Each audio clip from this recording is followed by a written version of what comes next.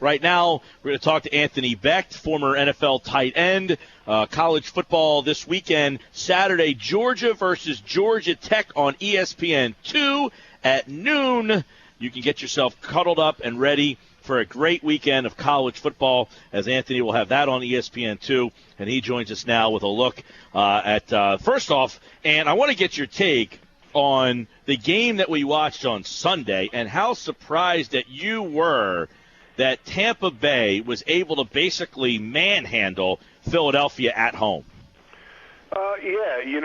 First, Mike, happy Thanksgiving, bud. Good to you, brother. I'd say this. I mean, the battle of the trenches is where everyone wins and loses football games. And when I watch the Eagles over the last several weeks, their defensive line, their linemen, those have been their staple. Those are the ones that, it's a defense set up to stop the run. And I just, quite honestly, I just thought that the offensive line of the Bucs just kind of manhandled them and pushed them around and controlled them for 4 quarters. And you could tell there was some times in that game where it just, everybody was winning their blocks up front. And when you get that, it doesn't make it very challenging for a running back and a quarterback to get their pass and run the football. So I just thought I was most surprised in the trenches. But I'll be quite honest with you now, the Buccaneers, and we had talked last week, they're an improving team with a quarterback that can shake off mistakes very quickly. And having Vincent Jackson back and some of his weapons in place obviously showed that made a big difference in their success against the Eagles. All right, now, there's so many things going on up here, Ant, that, it has the makings of, it feels like the end of the Andy Reid era, where there was just reports coming out. The locker room's lost. The building was empty in the third quarter of that game. But watching that team play in the second half, did that team have the appearance of a team, I don't want to say they quit, you don't want to say NFL players quit, but that maybe just checked out and said, you know what, this guy's not the guy we want to play hard for anymore? Unfortunately, when you get in those kind of games where everything's clicking for the other team and, it's just you're not in the right spots, you're calling the wrong plays, they're out-scheming you a little bit, it tends to look like maybe you feel like there's a quit there because you see the score. But, look, these guys are NFL football players. This is their job. You might not feel as confident in some of the things you're doing or be disappointed because you're getting beat down so bad. But, guys go through that. I think the biggest thing for the Eagles right now is how they bounce back this week and play. That'll be your biggest indicator of where this team is, how much they're going to fight for their head coach and all those things that are wrapped around it. That's something down here that we've been through. We've been through a few blowouts, one this year, where, the next week we came back and won a football game. So those are the things you're going to look at closely, I think, if you're a fan and you're someone that's kind of saying, are these guys going to go out there and sell out for Chip? Anthony Becht, at Anthony_Becht, B-E-C-H-T, on Twitter for more of his NFL thoughts. Up here, Anthony, the Philly media. You grew up here. You played in the NFL in New York, so you know what it's like to play for a tough media. When things are going like this, where it seems like you flip open a magazine, a newspaper, listen to the radio, it seems like another guy is taking shots at the head coach. You got one report that said the players in the locker room, the loyalty's gone, they've quit. They have one report that said injured player said he's not going to play hurt for this guy. You got another report basically that has suggested that he's lost the locker room. You had Adam Schefter yesterday, not a report, but his opinion that he's tired of Philly, meaning Chip, and the fans are tired of him. Have you ever been on a team in a situation where this is going on outside the locker room, and how does a team deal with that? Well, yeah. I mean, playing with the Jets for 5 years. I mean, we had a year where we started 2-5, and everybody was ready to kind of burn the building down, and we were able to kind of sum it up, get back in it, and win a division. So, I think, look, everything's going to be expounded. Everybody's going to take things out of context and try to build something around, the problems, the issues, whether guys buy in. And, I mean, who are these players? I mean, is it a backup defensive tackle? I mean, those are the things that you kind of have to look at it with a grain of salt. I'll say this, again, they bounce back against the Lions. They're right back in the thick of things because their division is so weak. But with that being said, if the division wasn't weak and it was kind of like every other division that's kind of has a team taken off, they would be out of it, and how would they finish the season? So, I think Chip's got to sit himself down and say, okay, the changes that we made, was there production there? And two, can we get this thing sparked up next year with a few touches so that if I do decide to stay, this thing's worth it in my time and worth all this other agony that you're dealing with? And I'm talking about the outside pressures and the medias and the fans. To me, I'm just saying, like, if I was in Chip's shoes, I would seriously think about looking at some of these other offers, especially in college. I would definitely look at USC because it's, I don't know how many miles, don't quote me, 2,500 miles away from Philly. And it just seems like it's a lot easier life trying to coach up some of these top-tier college talented kids that you know you're going to get every year and have production year in and year out than fighting a fight that, you'll never probably win. You've won 10 games and it wasn't good enough because you're trying to get over the hump. Then you decide to blow things up and say, listen, the way we get over the hump is make these few changes.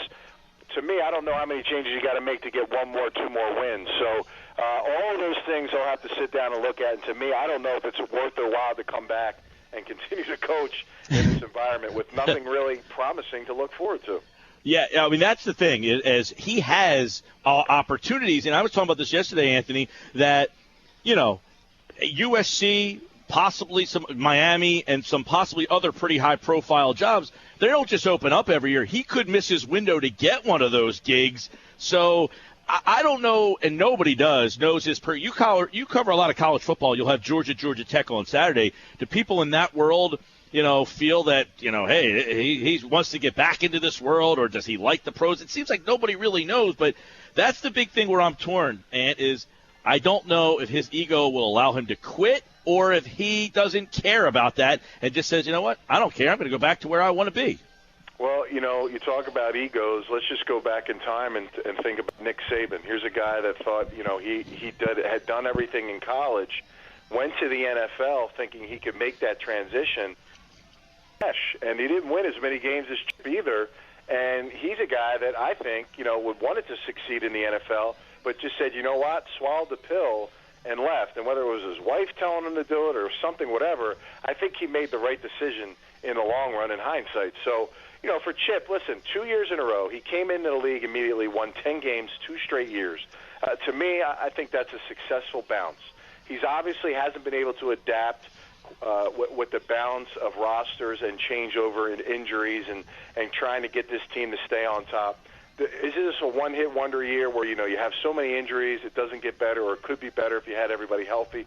I don't know. I'd say this. If he does stay, and he has people around him, obviously, that help him in this process, I think having full control and thinking you can pick and get your own players and fill spots in and be able to run your offense with 2 guards that are backup guards to start the season.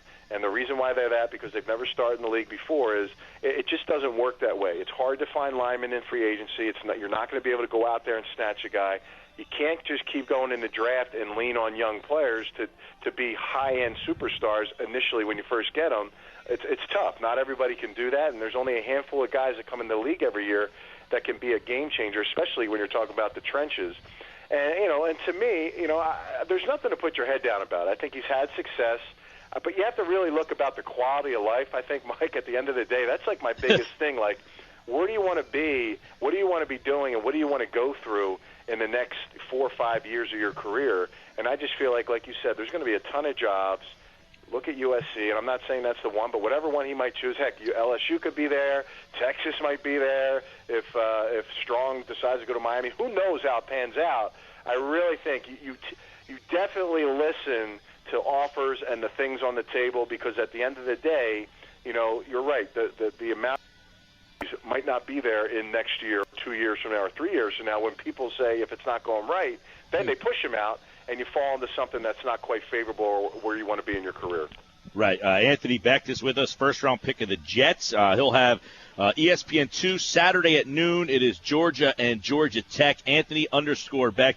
When you watched that team the other day, I mean, you played for the Jets, you played for the Buccaneers, you played for the Rams, you played for the Cardinals, you played for the Chiefs. So you played for a bunch of different head coaches. I'm assuming, I think the Jets, you played for 2 different guys, Herm and Groh over there. You played for Gruden, right? Yes. All right. So you played for at least 5 different head coaches. When you watch the Philadelphia Eagles, does that have the look of an NFL team, an NFL scheme? Do they do things NFL ways?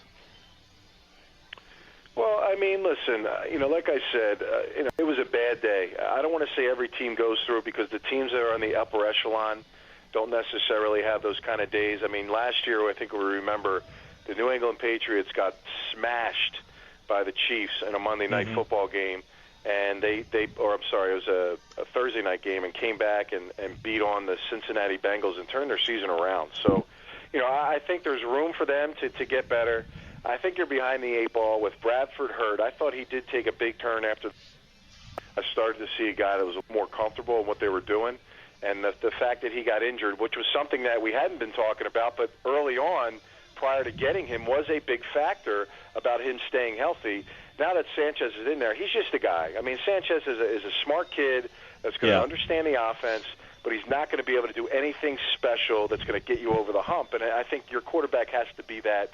And right now there's too many losses piled up. I think it's going to be an extremely tough game against the Lions, but it will show you where your team is mentally and physically and as far as how they're fighting for their coach in this performance this week.